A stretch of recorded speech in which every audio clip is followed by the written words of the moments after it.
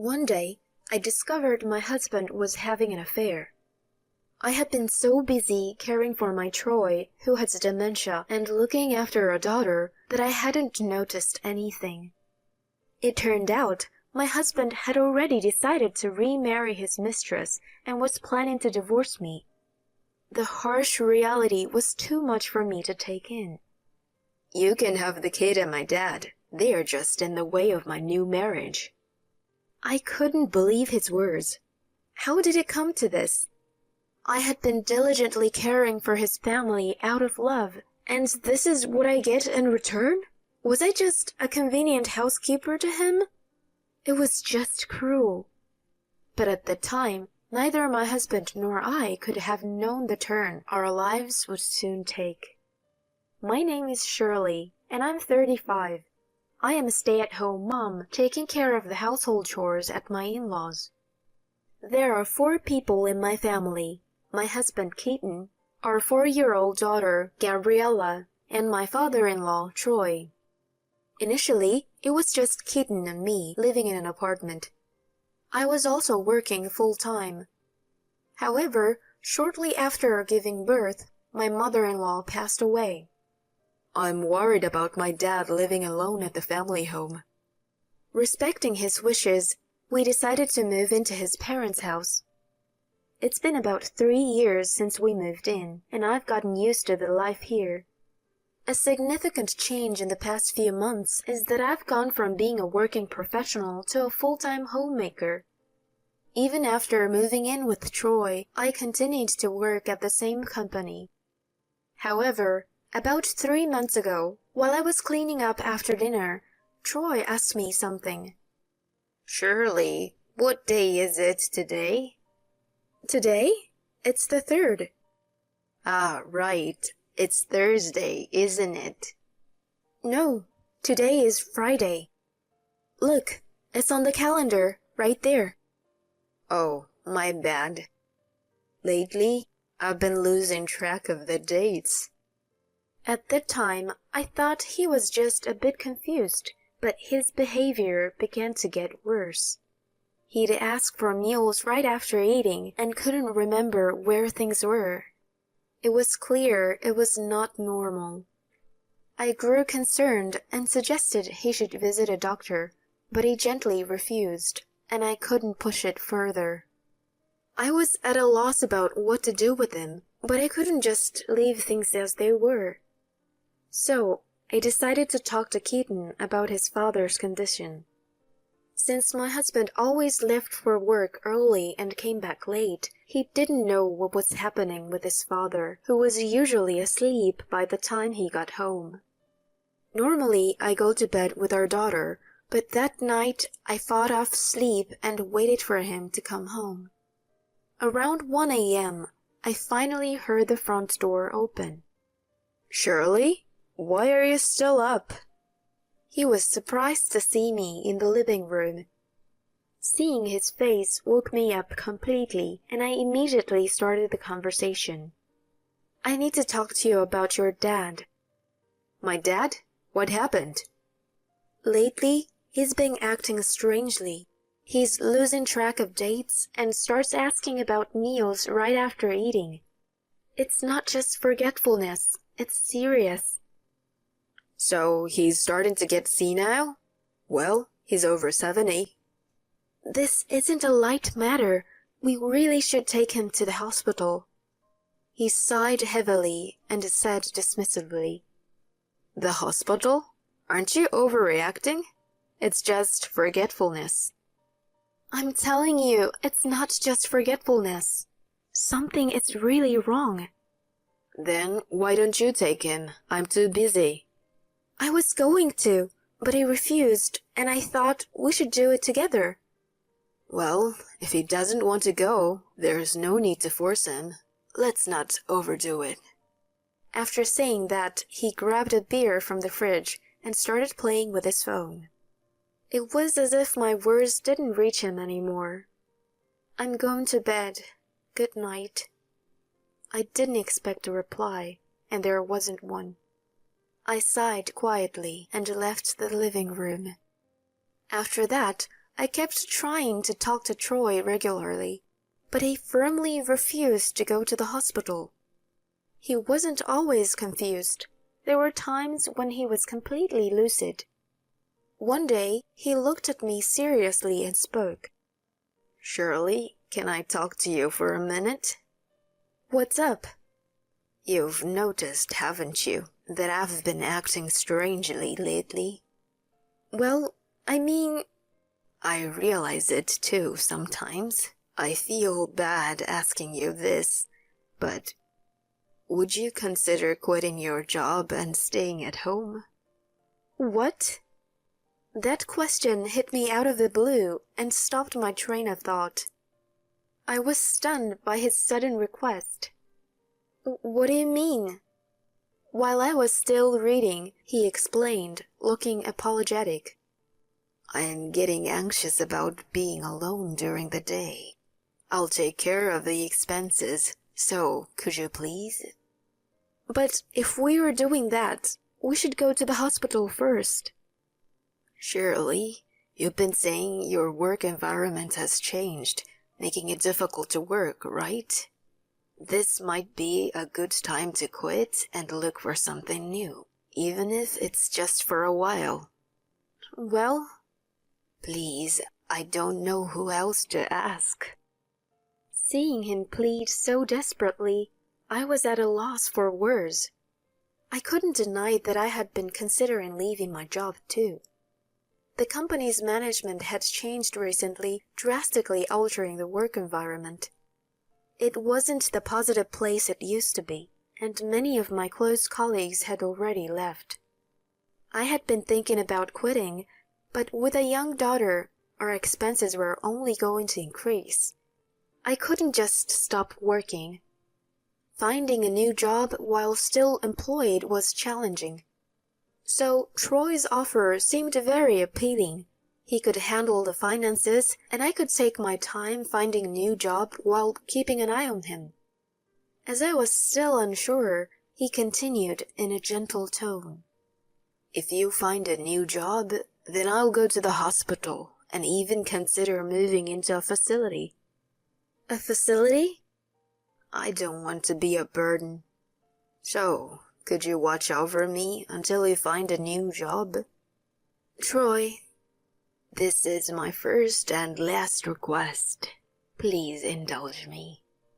After discussing it with my husband, I quit my job and decided to take care of my father-in-law until I found another job.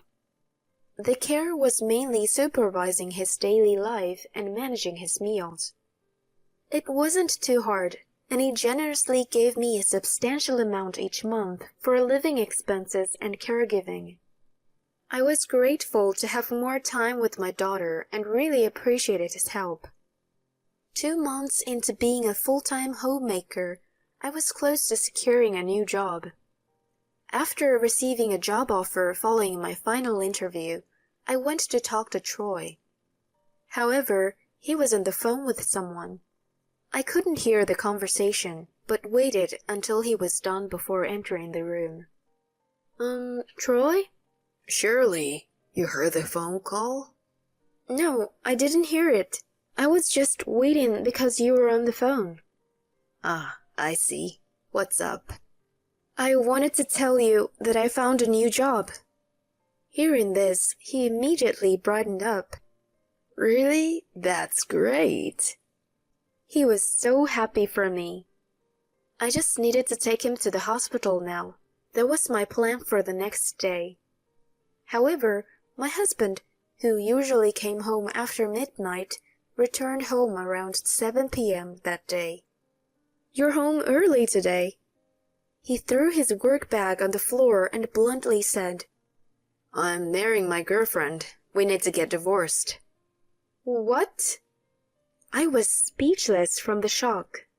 Keaton, without any remorse, continued, "Didn't you hear me? I'm marrying her. Our marriage is over. I've got the divorce papers here. Just sign them." "Wait a minute. What are you talking about? We have a daughter. We can't just get divorced like that." "I don't care about you or her anymore. You being oblivious let me continue my affair, so thanks for that. How can you? He had already decided to remarry and divorce me. The reality was too cruel for me to accept. My mind went blank, and he coldly said, "You can have the kid and my dad. They're just in the way of my new marriage." I couldn't believe his words. How did it come to this? I had been diligently caring for his family out of love, and this is what I get in return? Was I just a convenient housekeeper to him? It was just too cruel. Glaring at him, I said, "Enough! How can you expect me to accept this?" "It doesn't matter if you accept it or not. This is already decided." "What about our daughter, Gabriella?" "I told you I'm leaving her with you, and the old man with dementia too. He's a nuisance." "How can you say that about your father?" "You quit your job, not my problem. Now, get out." At that moment, something inside me snapped. I realized I couldn't continue this relationship. I would take care of Gabriella and my father-in-law myself. "Fine, I'll divorce you and leave, but don't ever bother us again." As I said this, he smirked and said, "Of course." I was so angry that I signed the divorce papers and threw them at him. After cooling off outside for a while, I returned to find him gone and a message on my phone saying he'd stay at his mistress's place until we left. I was at a loss, with no place to go. Finding a new home would take time. As I was pondering what to do, Troy approached me. "Troy, I'm sorry. I'm a bit busy right now." "You're worried about the future, right?" "Don't worry. I've already found a place." "You have? But Troy, why? How did you?" "I overheard your conversation. I saw this coming and rented a place early." "What?" "Take a look at this." He handed me an envelope filled with pictures. They were of my husband with another woman. "Troy, are these—" "Sorry, I haven't been honest with you till now. I had a feeling something was going on, so I hadn't investigated." "What?" According to him, he woke up one night a few months ago and accidentally witnessed my husband on the phone with his mistress. He then asked a friend who worked at a detective agency to investigate my husband's affair. He pretended to have dementia and encouraged me to change my work environment so I would be prepared in case of a divorce. He planned to reveal my husband's affair to me once my life was somewhat stable and had already arranged for an apartment in case something happened. "Troy, I can't thank you enough for everything you've done." "Oh, I should be thanking you. My days have been so comfortable because of you." "Oh, Troy." "Anyway, now that it's decided, we should move out as soon as possible. He thinks I'm senile. It's time for some payback." He whispered his elaborate plan to me, his face breaking into a mischievous smile. 2 weeks later, after we had moved, I informed my ex-husband that. As expected, he called me, yelling before I could even speak. "What the hell is this?" "Well, hello to you too." "Answer me. What the hell is going on?" "Calm down. What are you talking about?" "How? Why did you destroy my family home?" That was the plan Troy had shared with me, to demolish the family home and leave Keaton nowhere to return. I told him the truth in response to his panicked state. "Just so you know, it wasn't me who did it, it was your father." "What? Why would he be involved? He's senile." "That was all a lie." "A lie? What do you mean?" "Your father knew about your affair and pretended to have dementia to help me." "What? He was pretending? You two set me up?"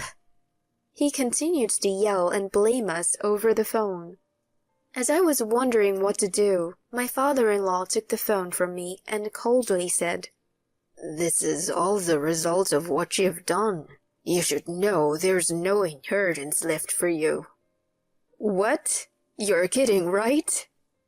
"I've bought an apartment for Shirley and Gabriella, and the rest will go to my care facility. Not a single cent for you." "Wait, I told my girlfriend I have a house and your inheritance." "Well, too bad. Shirley's already hired a lawyer. Be prepared to pay alimony and child support." "Wait, please. No!" As my ex-husband's cries of despair echoed, Troy ruthlessly hung up the phone and handed it back to me. "Live freely from now on," he said with a kind smile. Later, I demanded alimony through my lawyer from my ex and his mistress. It turned out she was his subordinate at the same company. Both were demoted to different subsidiaries, their salaries significantly reduced. They struggled to pay the monthly alimony and child support, and although they tried to negotiate a reduction, I refused. I intend to make them suffer thoroughly. As for me, I was living happily with my daughter in the apartment my father-in-law bought. It was conveniently located within walking distance from the station, making it easy to commute to my new job. And unbeknownst to me, Troy had already applied for a senior living facility. He had already made friends there and was enjoying his time. My daughter and I visit him several times a month, and seeing him healthy and happy is a great relief. I never forget the gratitude we owe him and plan to live happily with my daughter, cherishing our newfound freedom.